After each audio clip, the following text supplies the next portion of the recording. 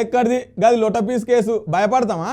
ఇంకోలేమో ఇది ఉత్తదే తుఫేల్ కేసు. సరే అది ఏ కేసు అయితే ఏంది కానీ ఇగో ఇవాళనైతే విచారణకు పోయిండు మన కేటీఆర్ సార్ ఒక్కడే పోలేదు, సార్తోని ఎంతమంది పోయిర్రో చూడురి. మరి పోయినోళ్ళు ఏమంటున్నారు, ఏమైంది ఇనురు పారి. లొటపీస్ కేసో తుపేల్ కేసో గానీ ఇలా మళ్ళా ఈడీ ఆఫీసర్లు అయితే కేటీఆర్ ని పిలిచిండ్రులా. కేటీఆర్ సారు సుప్రీంకోర్టు పోయినా కూడా పాయిదే లేకపాయే. ఇలా కేటీఆర్ సారు ఈడీ ఆఫీస్ కు విచారణకు పోతాంటే ఆయన ఏదో ధర్మయుద్ధానికి పోయినట్టుగా వీళ్ళేదో వీరతిలకం దిద్దినట్టుగా ఆయన ఎంబడి కార్యకర్తలు పార్టీ నాయకులు ఆయన ఎంబడి పోయిన ఈడీ ఆఫీస్ దాకా. పోయినోళ్ళు సప్పడగాని టూకోక లొల్లి చేసే వరకల్లా పోలీసులు రంగంలో దిగి ఎక్కడో అక్కడిని అరెస్ట్ చేసి జీబులేసుకొని పోలీస్ స్టేషన్లకు దోలుకపోయినరు. ఇక ఇట్లా రచ్చ జరిగే వరకల్లా ఎక్కడికక్కడనే ట్రాఫిక్ కూడా బాగానే జామ్ అయింది. ఇక కార్యకర్తలకు ఏడ మైక్ దొరికితే అక్కడనే జై కేటీఆర్ అన్న, జై కేటీఆర్ అన్న, కేటీఆర్ నాయకత్వం వర్దిల్లాలి అనుకుంటా బాగానే రచ్చ చేసే వరకల్లా పోలీసు వాళ్ళు ఏం చేసిండ్రో వాళ్ళ మాటలనే ఇనుండ్రి. శాంతియుతంగా కేటీఆర్ ఈడీ ఆఫీస్ అటెండ్ అయ్యే టైంలో మేము శాంతియుతంగా అక్కడ సపోర్ట్ గా అక్కడ నించుంటే మమ్మల్ని అనవసరంగా లాక్కొచ్చి వీళ్ళందరూ కూడా మమ్మల్ని అరెస్ట్ చేసి సిటీ మొత్తం తిప్పుతున్నారు. ఇప్పుడు గంట ఆల్మోస్ట్ సిటీ మొత్తం తిప్పుతున్నారు. ఎక్కడ తీసుకెళ్తున్నారో కూడా తెలియదు.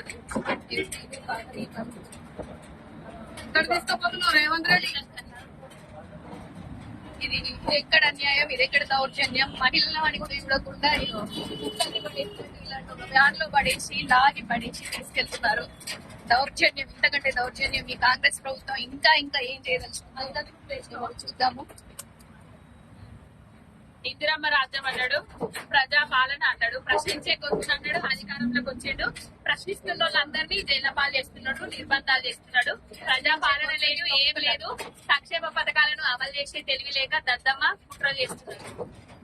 అగో విన్నారు కదా, రేవంత్ రెడ్డి గతంలో జైలుకు పోయిండు కాబట్టి మా నాయకుడిని కూడా జైలుకు తోలాలని చూస్తానని రాష్ట్ర సంపదను పెంచింది పక్కన పెట్టి బదిలీ అయిన 55 కోట్ల రూపాయల గురించి మాట్లాడుతానని బగ్గనే గరమైతాండ్రు బీఆర్ఎస్ పార్టీ కార్యకర్తలు.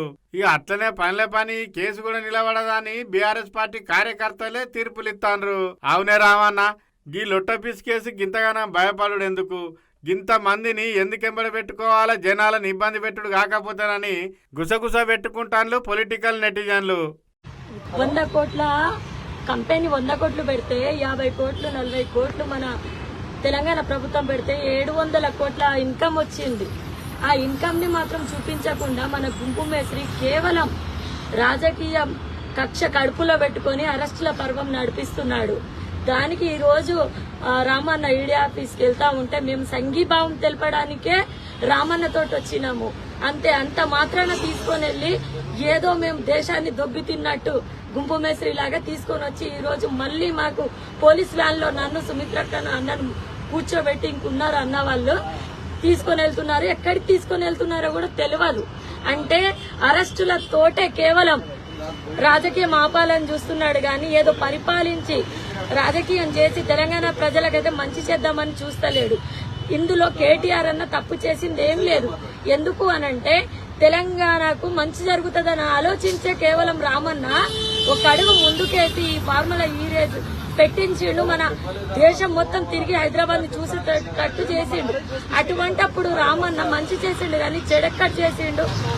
అటువంటి మంచి గురించి మేము పోరాడుతున్నాము. వచ్చిన అన్ని పథకాలు ఎక్కడి నుండి వచ్చినాయి? కేసీఆర్ గారు సంపద సృష్టించి తెలంగాణ ప్రజలకు పంచిపెట్టిండ్రు. అంటే దీనికి అర్థము ఇటువంటి మంచి పనులు చేయడం వల్లనే కదా మనకు సంపద వచ్చింది. అటువంటి సంపదనే కదా ఈ రోజు డబుల్ బెడ్రూమ్లు కావచ్చు, షాదీ ముబారక్ కావచ్చు, కళ్యాణ లక్ష్మి కావచ్చు, 200 పింఛన్ని 2000 చేయడం కావచ్చు, ఇట్లా ఎన్నో పనులు మన బాబు కేసీఆర్ గారు చేసిండ్రు. అంటే సంపద సృష్టించి తెలంగాణ ప్రజలకు పంచిపెట్టిండ్రు. ఏదో మా కాంగ్రెస్ బీజేపీ ప్రభుత్వం అప్పుడైతే ఇయ్యలేదు కదా. మరి అటువంటప్పుడు ఈ రోజు ఇందులో ఏది కూడా జరగలేదు. ఇది నిజంగా రామన్ అన్నట్టు లొట్టపీస్ కేసు. ఈ లొట్టపీస్ కేసు గురించి మళ్ళీ అరెస్ట్ ఒకటి. మేము ఇవాళ 2 జాతీయ పార్టీలు బలమైనటువంటి ప్రత్యర్థిగా బీఆర్ఎస్ ను భావించి ఈ అక్రమ కేసులు పెట్టడం జరిగింది. మా పార్టీ వర్కింగ్ ప్రెసిడెంట్ కేటీఆర్ గారికి సంఘీభావం ప్రకటించడానికి ఈడీ ఆఫీస్ దగ్గర వచ్చినటువంటి మమ్మల్ని వాళ్ళు అరెస్ట్ చేసి తీసుకెళ్తా ఉన్నారు. శాంతియుతంగా మేము కేవలం సంఘీభావం తెలియజేయడానికే వచ్చినాము. శాంతియుతంగా మేము ఇక్కడ సంఘీభావం తెలియజేయడానికి వచ్చినటువంటి మమ్మల్ని అరెస్టు చేసి ఇవాళ పోలీసు రాజ్యం నడుస్తా ఉంది, నిర్బంధం నడుస్తా ఉంది, నిర్బంధ పాలన నడుస్తా ఉంది, పోలీస్ పాలన నడుస్తా ఉంది. రాష్ట్ర ప్రభుత్వం ప్రజల మీద దృష్టి లేదు, పాలన మీద దృష్టి లేదు, కక్షపూరిత వ్యవహారమే తప్ప ఇంకేమీ లేదు. జై తెలంగాణ. అక్రమ కేసులు ఎన్నైనా ఎదుర్కొంటాం. కేసులు కొత్త కాదు, ఉద్యమ కాలం నుంచి ఎదుర్కొన్న కేసులే. జై తెలంగాణ.